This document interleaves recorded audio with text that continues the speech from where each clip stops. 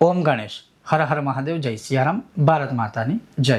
હવે આ વખતે જે પૂનમ છે વૈશાખ શુક્લ પૂર્ણિમા, એ ક્યારે છે, એ દિવસે શું કરવું જોઈએ, આપણા શાસ્ત્રોના કથન છે કે એ દિવસે શું કરવાથી શું ફળ પ્રાપ્ત થાય। બહુ સરસ સરસ મજાના, બહુ સહજ છે, સરળ છે ને બહુ જ સારા એવા પ્રયોગ છે। પ્રયોગ કરતાં એવું વધારે કહીશ, શાસ્ત્રમાં જ લખેલું છે કે ભગવાનની એક પ્રકારની ભક્તિ છે કે જે કરવાથી ભગવાન નારાયણ ખુશ થાય છે। હવે એ બધું શું છે, તો આજે આપણે સત્સંગ કરીશું। જો તમને આ સત્સંગ વિશે વિડીયો પસંદ આવે, લાઇક કરજો, શેર કરજો ને ચેનલ પર નવા હોય તો સબસ્ક્રાઇબ અવશ્ય કરજો। તો ચાલો સત્સંગ શરૂ કરીએ। હવે સર્વપ્રથમ એ તમે જાણી લો કે આ વખતે જે પૂનમ છે એ પૂનમ વૈશાખ શુક્લ પૂર્ણિમા છે, એ 12 મે છે। એ દિવસે રવિ યોગ છે, એ દિવસે કુર્મ જયંતી છે, એ દિવસે બુદ્ધ પૂર્ણિમા આદિ છે અને બીજા ઘણા પ્રકારના શુભ યોગો બની રહ્યા છે। તો આ દિવસ સૌથી શ્રેષ્ઠ છે। હવે આ દિવસે આપણા શાસ્ત્રોનું કથન છે કે સફેદ તલનો પ્રયોગ બહુ જ કરવાનો।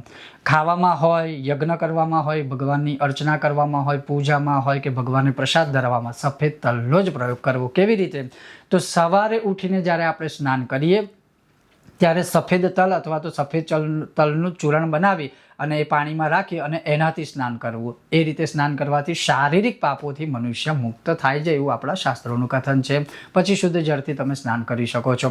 એ થઈ જાય પછી આપણે નિત્ય પૂજાપાઠ કરવા જ્યારે બેસીએ ત્યારે તલના લાડુ હોય, તલ સાંકળી હોય કે તલથી બનેલું કોઈ પણ ભોજન હોય એ આપણે ભગવાનને પ્રસાદના સ્વરૂપે ધરાવવાનું, પછી આપણે એ ખાઈ શકીએ છીએ પ્રસાદ સ્વરૂપે। તો તલનો ભોગ એટલે તલનો પ્રસાદ થઈ ગયો।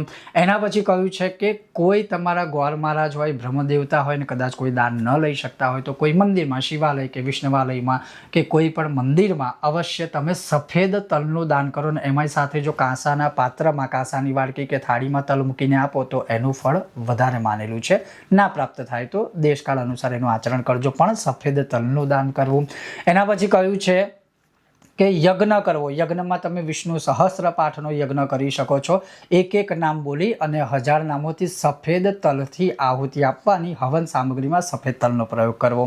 એના પછી કહ્યું છે કે કદાચ માની લો કે તમે યજ્ઞ ના કરી શકે તો તિલાર્ચન કરવું, એટલે ભગવાન વિષ્ણુના 1000 નામ બોલવા, એક એક નામ બોલીને સફેદ તલ ભગવાન વિષ્ણુ ઉપર કે શાલિગ્રામ શિલા ઉપર કે વિષ્ણુ ભગવાનના સ્વરૂપ ઉપર અર્પણ કરવા। પછી એ સફેદ તલ છે પવિત્ર જગ્યાએ અથવા તો આપણે ખેતરમાં પણ એને વિસર્જિત કરી શકીએ છીએ।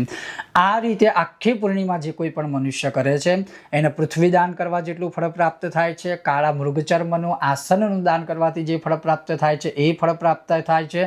કહેવાનો અર્થ એવો છે કે આ કાર્ય કરવાથી, કારણ કે આપણા ગ્રંથોમાં લખ્યું છે કે વૈશાખી પૂર્ણિમામાં સ્નાન અને દાન વગર જે કોઈ પણ મનુષ્ય આ તિથિ કે દિવસ પસાર કરે તો એનાથી મહાન પાપી કોઈ જ નથી। તો એટલીસ્ટ આપણે આપણી સ્થિતિ કે શક્તિ અનુસાર સ્નાન અને દાન, તીર્થોમાં સ્નાન, તીર્થોમાં ના જઈ શકીએ દેશકાળ સમય અનુસાર, તો આપણે જ્યારે સ્નાન કરીએ ત્યારે તીર્થોનું સ્મરણ કરવાનું અને તલ નાખીને આપણે સ્નાન કરીએ એટલે પાપોનું શમન થતું જ હોય છે, એમાં કોઈ શંકા નથી। તો કહેવાનું મૂળ તાત્પર્ય એ છે કે આ 12 મે અને આ 12 મે પૂર્ણિમાએ જેટલા પણ આપણે કાર્ય કરી શકીએ છીએ એ બધા સફેદ તલથી વધારે કરવાના। સફેદ તલનું ખાવાનું, સફેદ તલનો પ્રસાદ છે, સફેદ તલનું દાન છે, સફેદ તલથી યજ્ઞ છે, સફેદ તલથી અર્ચન છે। આ બધું કાર્ય કરવાથી લક્ષ્મીનારાયણની કૃપા પ્રાપ્ત થાય છે, પિતૃઓ સંતુષ્ટ થાય છે અને ઘણા બધા દોષોથી મનુષ્ય મુક્ત થતા હોય છે, અને એ કરવાનું રહેશે આ વૈશાખી પૂર્ણિમાએ। તો આ હતો આજનો સત્સંગ। જો આ વિષય વિડીયો તમને પસંદ આવે તો તમે લાઇક કરજો, શેર કરજો અને ચેનલ પર નવા હોય તો સબસ્ક્રાઇબ કરીને અવશ્ય ઘંટીનું ચિહ્ન દબાવજો। આને જ સંબંધિત બીજો એક વિષય છે જે ખૂબ જ જલ્દી હું અપલોડ કરીશ વિડીયો, તમને પસંદ આવે તો તમે અવશ્ય લાઇક કરજો। સૌને મારા જય સિયારામ, ઓમ ગણેશ અને ભારત માતાની જય। ઓમ ગણેશ।